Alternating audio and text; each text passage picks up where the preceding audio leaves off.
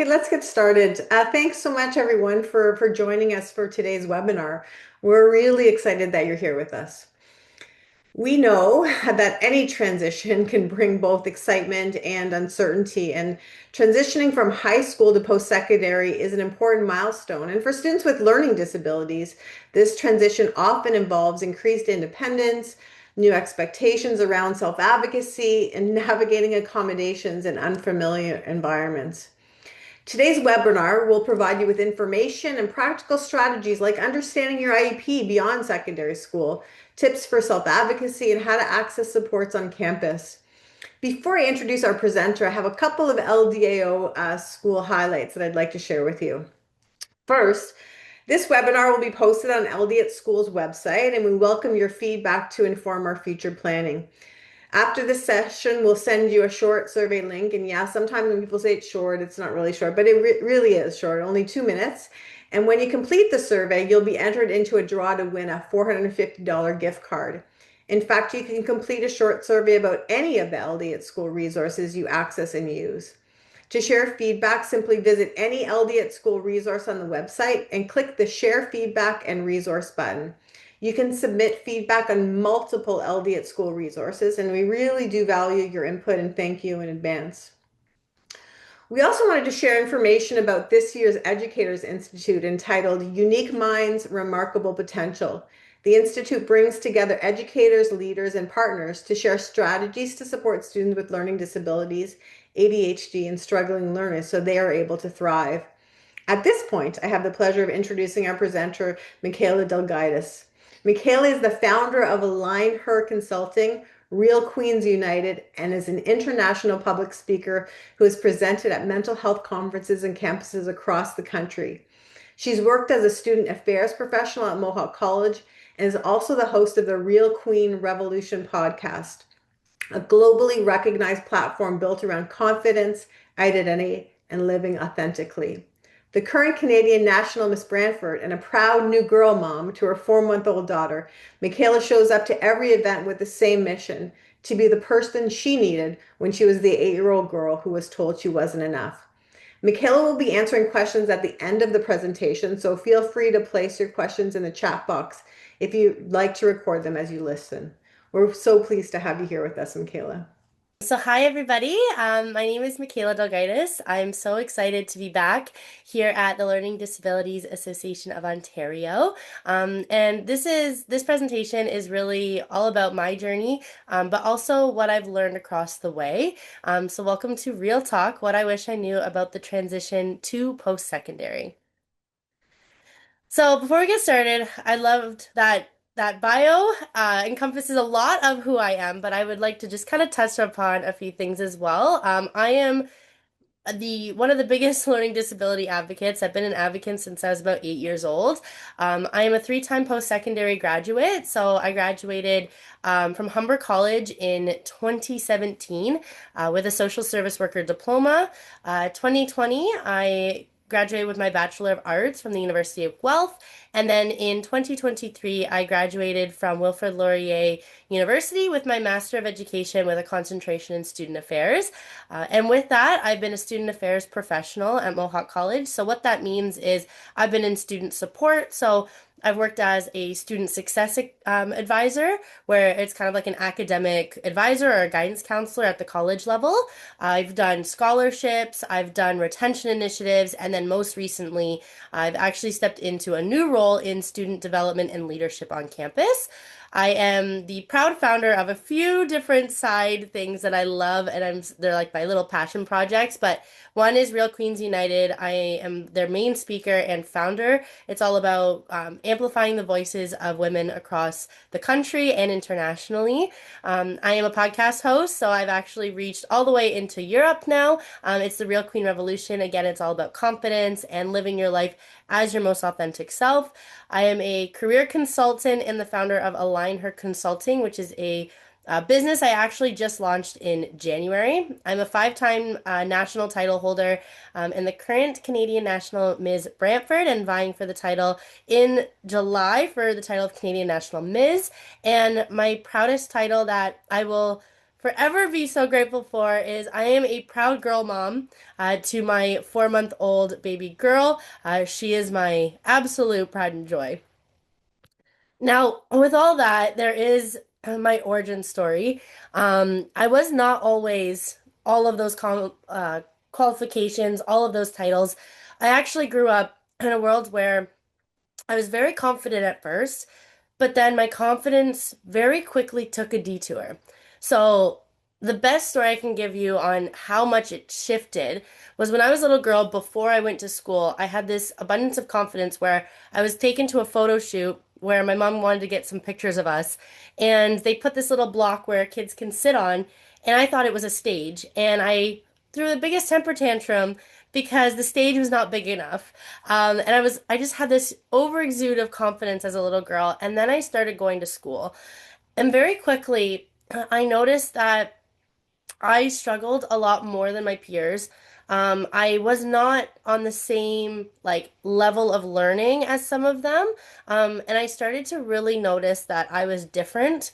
And I was actually like quite bullied for it growing up. I even remember on a few occasions, I was told that I was a waste of space in the classroom because I couldn't learn to the same level as my peers. Now, at the age of 8 years old, I was finally diagnosed with several forms of learning disabilities.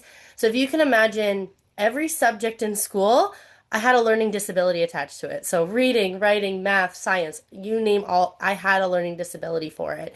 And I went through from, grade one all the way till grade eight. I was getting C's and D's. I was not progressing like my peers. I went to a specialized school for students with learning disabilities, and that's where I started to really shift my confidence a little bit more. But I remember even like before I went to the special school, I tried out for the school talent show, and I was, I was a North American athlete at the time, and I was denied going into the talent show because an educator told me that because I had a learning disability, I wouldn't be able to remember my routines, and the entire talent show was going to go to waste. It was going to be ruined. So I was denied going into the talent show just because I had a learning disability. So going into this specialized program really helped me to learn how to advocate for myself, stand up for who I was. So going through that like period, it was like about 3 years from grade seven to about I want to say grade six to about grade eight. I was going to the specialized school. And through that, again, I learned advocacy and all these different skills about my IEP that I knew that I wanted to change my life. I knew I wanted to make a difference in people's lives. I knew that I wanted to be a part of a movement to really help people with learning disabilities find their voices and to see that they are successful. One of my biggest pet peeves growing up was that, going through school, I was told that all these celebrities had different learning disabilities, like Brad Pitt, and Keira Knightley, and all of these people, but I couldn't relate to these people because they were all famous. They weren't people that I knew. And when I was in grade eight going to the school, I wanted to be that face. I wanted people to be like, you know what? I can see myself in this person. So I worked incredibly hard. And I remember having that transition meeting from grade 8 to grade 12. And I said that I wanted to go into my biggest dream was going to college or university. I wanted to get my education so that I could eventually go on, have a fulfilling career, but also be able to make a difference in this world. And I had a educator tell me that because I had a learning disability, I was not allowed to go into the college level stream.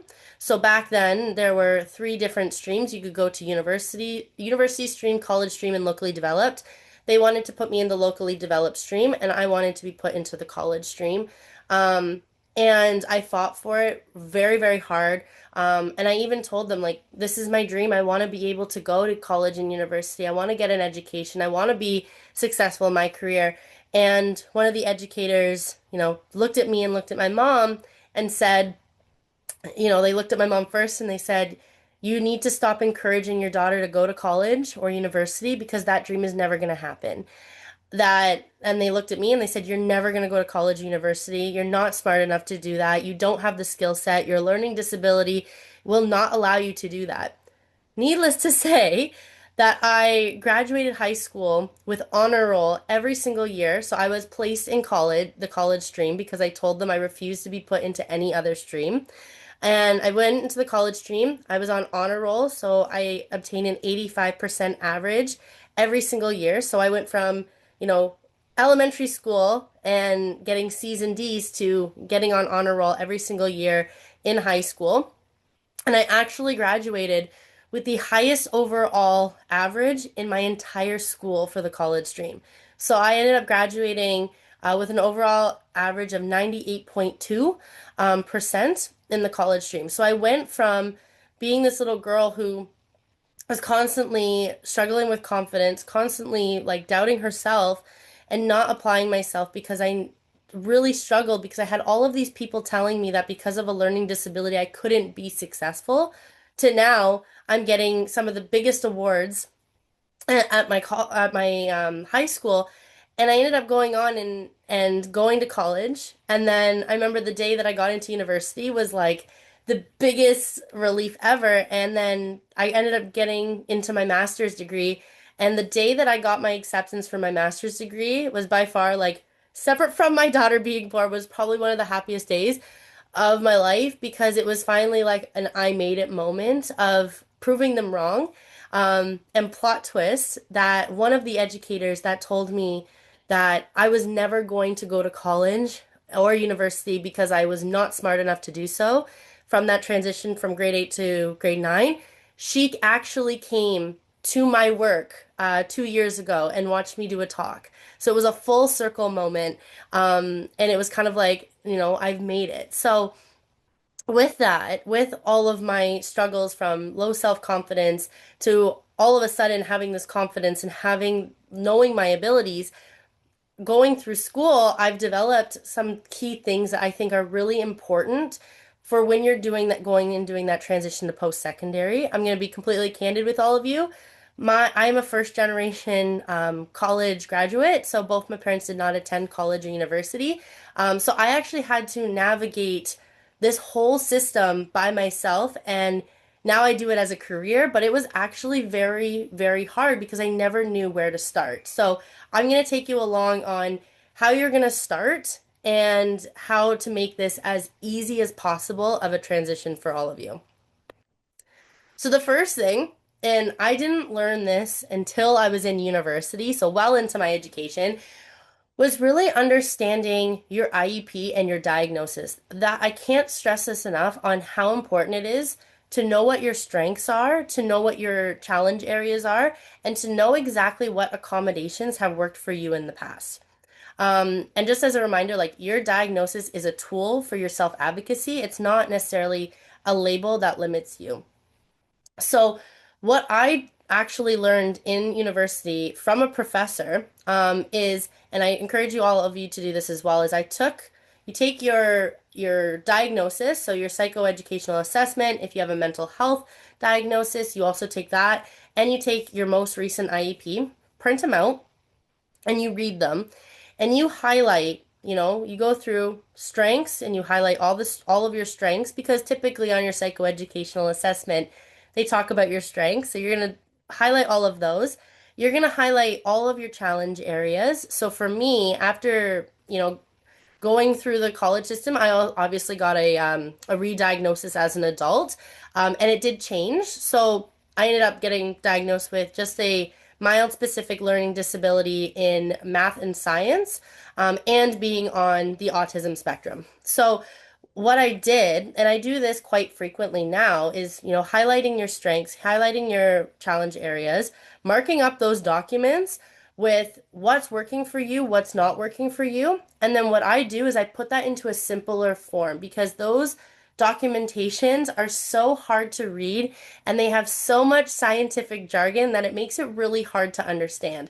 So when you take those chunks of information, put it into a completely different document, it just crunches the information a little bit more. You get to know yourself, and you really get to know like what it is that makes you you and how to really succeed. One of the things that, as a student affairs professional working with students in college, I tell my students, make it look pretty, make it look cool. Like, go onto Canva, make an infographic if you must. Make it a really cool document that you can print out and put in your binder, put as like your screensaver on your phone or your laptop, just as a daily reminder of like, this is who I am and this is what I need to be successful.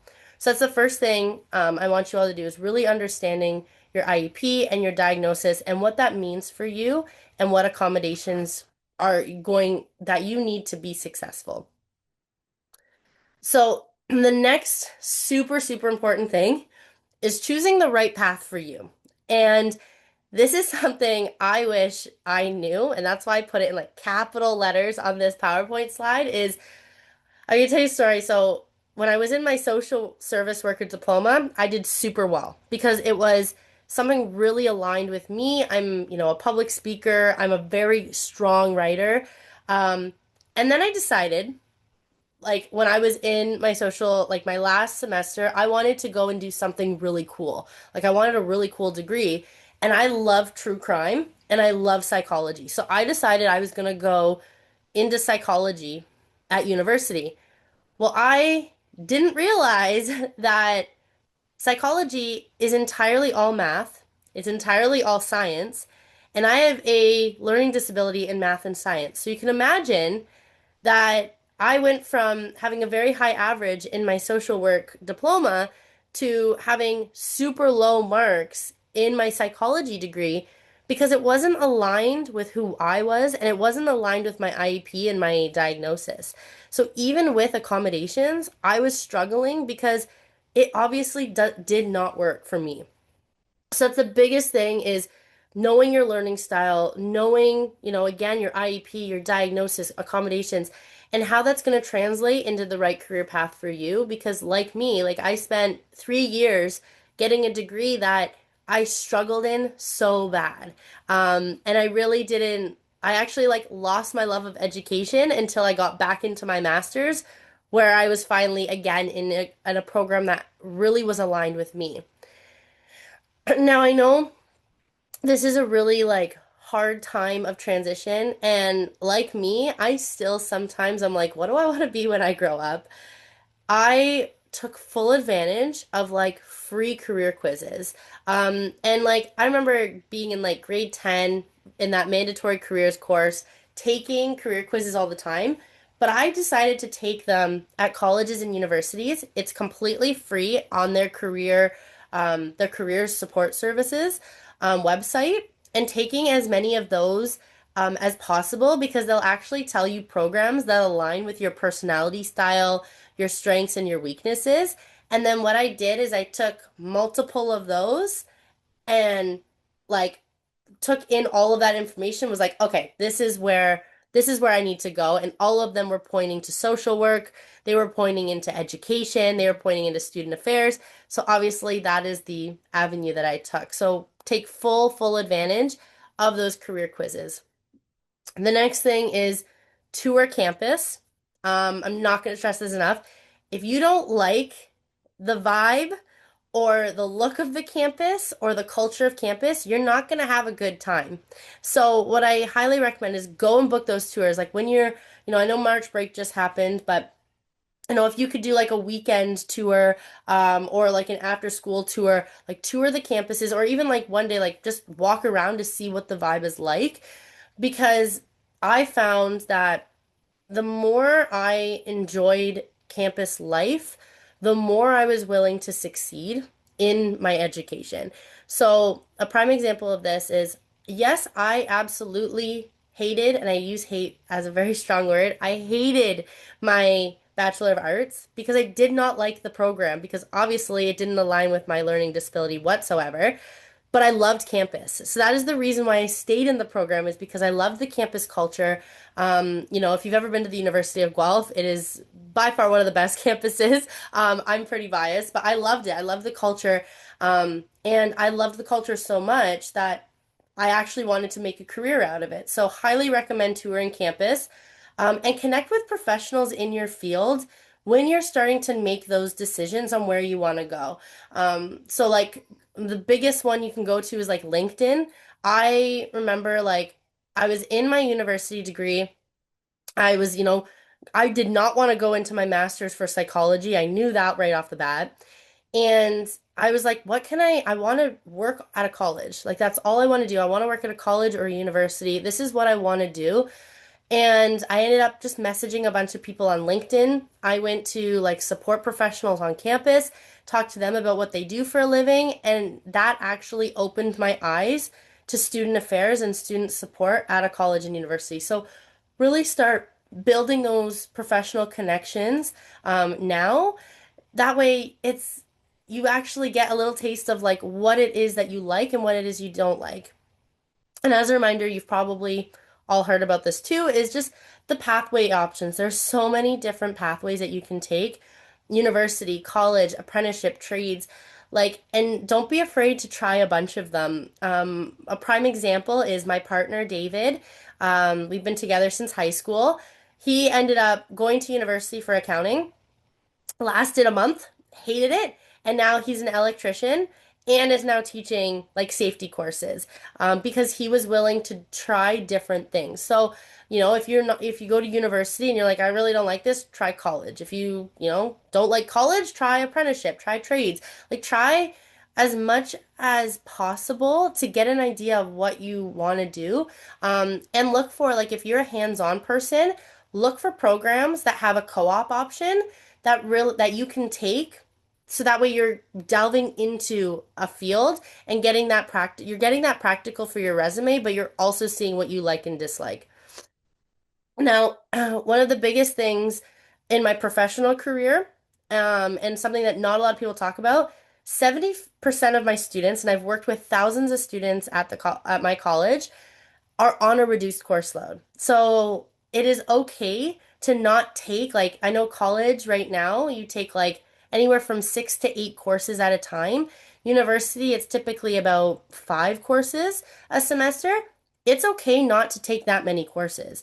Like, I remember I think when I was in college, I took a full course load, but then in university, I went down at one point to 2 classes a semester, or even 3 classes a semester. And then in my master's degree, I went down to 1 class a semester. And yes, it takes longer, but at the end of the day, your diploma is not going to say, or your degree is not going to say that you took a reduced course load. Like I know school, it prolongs it, but it actually allows you to have time for yourself and do the things you want to do, but also focusing on school. If you need to get a job, it gives you so much more free time. So don't stress on having to do that 100% course load.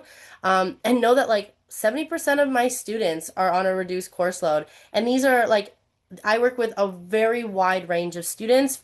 I work with students that are fresh out of high school, and my oldest student was 62 years old working, like coming back to school. And all of them, like a bunch of them are on a reduced course load because it's just easier and it gives you more time for you.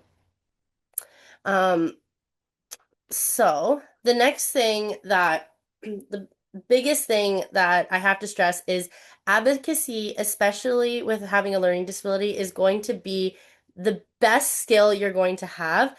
When I was in, that specialized program, that's when advocacy started getting introduced to me, and I really didn't master this skill until my first semester into post-secondary because it is such a big transition because in high school a lot of the times your parents or your teachers or your educators are your advocates.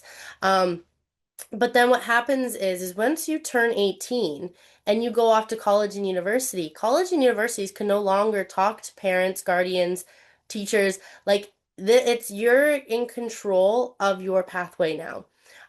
So learning how to advocate for yourself, and how to like really advocate for your learning disability and what it is you need is super, super important, not only for you in the college setting, but also in the work setting. So like even for me now, when I go and get a new job, I always open up with like, hey, I have a learning disability. These are some things I can't do. So like for example, I cannot do math. When I look at my IEP literally tells me that I have the same cognitive ability as somebody in grade 3 for math level. Like it's so low. And so I tell them, do not give me anything to do with math because I will mess it up 9 times out of 10. Give me something in written. Written format's really good for me. Auditory is not. I have difficulties with auditory processing. So I know that, I need to take notes. I have to have an AI note taker during meetings because I can't take my own notes. But the biggest thing is like learning to advocate right off the bat, learning to like practice that skill, and really start honing in on it because it's going to take you so far, not just in your education, but for life. So, these are just some of the things that like can help with advocacy or just some reminders. So, the biggest thing is know your rights. So, under the Ontario Human Rights Code, post-secondary institutions are legally required to provide you accommodations when you have a learning disability. Um, that so it's really important that you know that because nobody can sit there and say like, oh, you can't have, extra time on your tests when it's literally in writing that this is an accommodation you'll need. Um, Another one is communicate with your professors. So one thing that I would always do first day of class, when everybody's kind of leaving the class, I would go up to the professor and just be like, hey, my name is Michaela. I have an accommodations, like my accessible learning advisor has sent over a letter. I would love to set up some time with you to talk about like what this looks like in your course. And usually, like, it's not long. Usually they're like, oh, I have some time now. Like, what are some of the accommodations? Like, how can I be of help? Majority of your professors, they want to see you succeed. They're there to help you get into your field. Another one is practice the language. So I would all the time like stare in the mirror and I'd tell myself, like, I have a registered accommodation through Accessible Learning Services. I wanted to connect with you early in the semester about how that will work in your course. So I always practice it. I practice it with myself, with my partner, with my parents, my siblings, to make sure that I was confident in the words that I'm saying.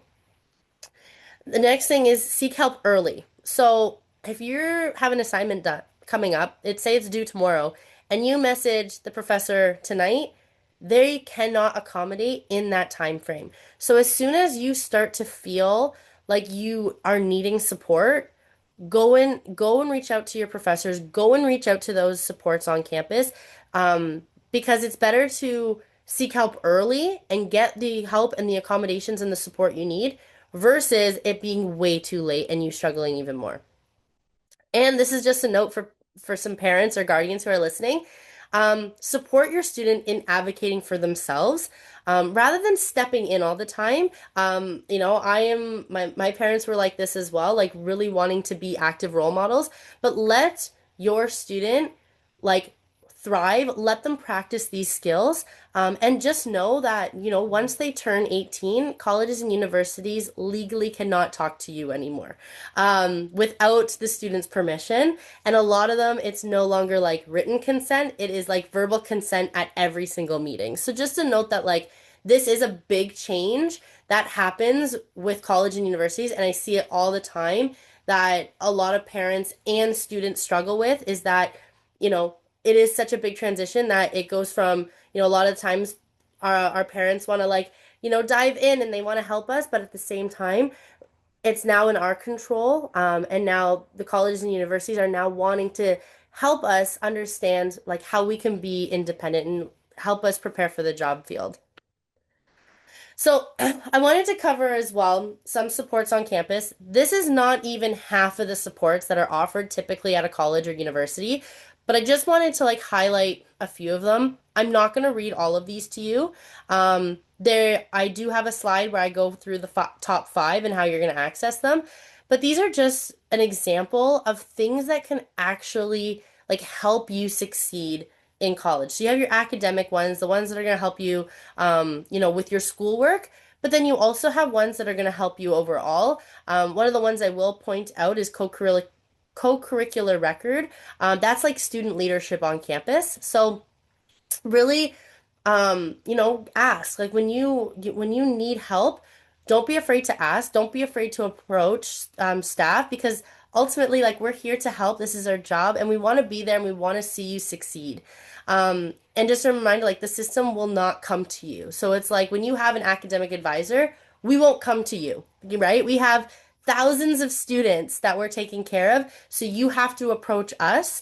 But know that once we do, it is just such the genuine support. We want to be there, we want to support, and we are partners in your education. So with that, these are kind of my top five like go-tos for success. And like if I was redoing my education over again, these are the supports that I would be accessing on like a monthly basis. So the first one, definitely accessible learning services. My biggest tidbit, as soon as you get a student number, and you accept your offer. So, like, say if you get an offer right now to Mohawk College, you're going to register with Accessible Learning Services now, even though you haven't started classes yet, because everybody realizes in September that they might need an accommodation. So, what happens is you have all like thousands of students wanting to get in to see their advisors to get their accommodations set up when and then it causes wait lists. So then you might go a couple weeks without receiving your accommodations. So my biggest advice is as soon as you get that student number, reach out to Accessible Learning Services and start the process to registering. All you really need is your IEP, the most recent one. And if you have a diagnosis, like a psychoeducational assessment or a mental health diagnosis, and then basically like you'll get an accessibility advisor and they will walk you through on what accommodations do you need, and they'll actually write an accessible learning letter that is distributed to all of your professors, and they do it all for you. They can also be your number one advocate for anything you need. Learning Support Center, this is something that is different. It's called something different at every college, every university, but essentially this is free tutoring. Even if you're doing really well in the course, I always recommend free tutoring because it's great to just like bounce ideas off. If your college or university has what's called PASS, PASS, it's like peer assisted study sessions. These are upper year students who actually meet with a group of like, I think it's like 20 of you in one class, and just like bounce ideas with the material. Those are so helpful. And those are also run through typically like learning support centers. Your library will have writing services. So if you have to do like APA writing or Chicago type writing, certain referencing, you can actually go to your library and they can help you with the formatting. They can help proofread your essays, your projects. They can help brainstorm with you. It is fantastic and it's not used enough. Now, the next one is I'm a little biased because I did work as a student success advisor slash academic advisor. But these people are what like so incredible. They can help you navigate like if you're on a reduced course load, they can tell you what courses you need to be taking every semester. They can help you when you're struggling. They can help be transition like bridge you to different services on campus. And similarly, your program coordinators, these are the head of your program. So think of like your main teacher that they run your entire program. This person, if you have any concerns whatsoever with a course or how things are going, you can go to your program coordinators and they can help you or they can advocate for you or they can even make changes to the program to help make it more of a better learning experience for all students. So now the biggest thing as well that I struggle with is executive functioning. So getting started on tasks and staying on task. So I really wanted to just highlight like it's just some of the tips that I've learned throughout my professional life, but also my education life. Just some things that I've taken in. So get everything into one place. So the first day all your courses open, I spend that day plugging in all your assignments. I call it like a semester at a glance. So I input every assignment, every reading, everything from prep goes into one agenda that I use. So that way it's an easy, comprehensible thing. I prefer like a physical format, you can also do like digital. But I just find having everything in one place is super helpful. Use alarms and visual cues, when reminding you of certain assignments. Um, Normalize your struggle early. So again, like if you are struggling, just like, reach out, talk to your accessibility advisor, and identify your best hours. I am not a morning person. I am a night owl. So my best study sessions were from like 10 to 2 a.m. and that's where I would be studying from. So identify what hours of the day work best for you for studying. So I know that's a lot of information that I kind of just threw all of at you. But these are just some of like the key takeaways that I want to leave you all. If you can remember anything from this presentation, is know your diagnosis and what it means to you. Register with accessible learning services very early. Advocate for yourself before a problem arises. Know that there is no single like right pace to finishing a program and uh, and then make connections, get involved, meet peers, be active on campus, go to events, because this is not just about getting your education. This is also a huge identity development phase where you're going to make so many friends. And it's supposed to be a really great time. So really make those connections. Some of my best friends are from university. So really like make those connections, get involved. And then I wanted to just provide you all with some like frequently asked questions that I typically get from when I'm doing some speaking engagements. So what is the most common mistake students make in the first year? Not seeking support early. That is the biggest one, is waiting until it's too late to get support. What if a student doesn't have an updated psychoeducational assessment? So when I was going into college, my psychoeducational assessment was about to expire. Because I got it at 8 years old and I entered college at 18, I had to get a new one. So you can use your old documentation. They do sometimes prefer updated documentation. If you are OSAP eligible, so that's the Ontario Financial Assistance Program, you can actually get a bursary. It's called the Bursary for Ontarians with Disabilities. I think it's the acronym's like BSWD. You can actually use that funding to get a new psychoeducational assessment done. So if you do qualify for OSAP, I highly recommend using that money to go and do a new assessment. They can also use a recent IEP as well. Another thing about accessible learning services, you don't have to have a learning disability to access their service. So a lot of students just simply cannot do a full course load, so they'll register with the service, or they've gotten into like a car accident and they'll use the service. So it's open to anybody. It's not just students with learning disabilities or other diagnoses. How do you handle a professor who doesn't seem to take accommodation seriously? Depending on the program, sometimes there are that one professor who gives you a hard time. Just know that there are supports available. Your student success advisor will be able to help you, and your accessibility advisor through Accessible Learning Services can actually have a conversation with them like on your behalf. And with that, I'm just recognizing the time and I wanted to leave some time for some Q&A.